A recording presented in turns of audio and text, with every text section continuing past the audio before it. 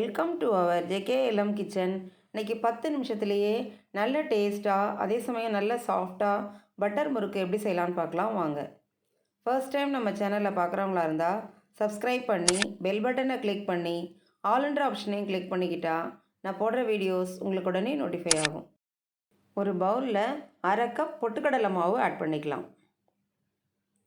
அதோட 2 கப் அரிசி மாவு ஆட் பண்ணிக்கலாம்.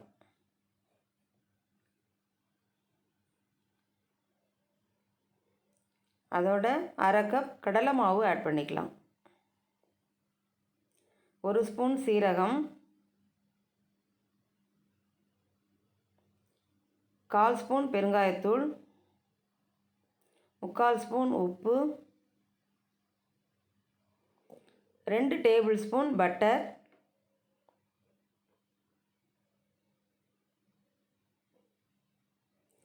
எல்லாம் ஆட் பண்ணதுக்கப்புறம் நல்லா மிக்ஸ் பண்ணிக்கலாம். இந்தளவுக்கு மிக்ஸ் பண்ணிக்கிட்டோம். 1 கப் ப்ளஸ் 2 டேபிள் ஸ்பூன் தண்ணி ஆட் பண்ணி கொஞ்சம் கொஞ்சமாக மாவை பிசைஞ்சிக்கலாம்.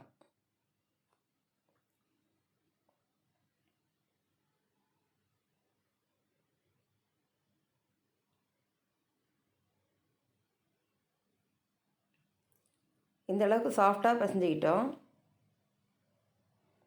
இப்போ முறுக்கு பிழியறதுக்காக இந்த முறுக்கச்சு எடுத்திருக்கேன். இதை முறுக்கு குழாய்க்குள்ளே போட்டுக்கலாம். அதில் கொஞ்சமாக எண்ணெய் அப்ளை பண்ணிக்கலாம். நம்ம பிசைஞ்சு வச்சுருக்க மாவுலேருந்து இந்த ஷேப் பண்ணி முறுக்கு குழாய்க்குள்ளே வச்சுக்கலாம்.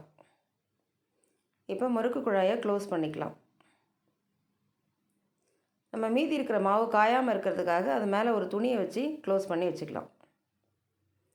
எண்ணெய் சூடானதுக்கப்புறம் ஸ்டவ்வை மீடியம் ஃப்ளேமில் வச்சுட்டு முறுக்கு புழிஞ்சிக்கலாம்.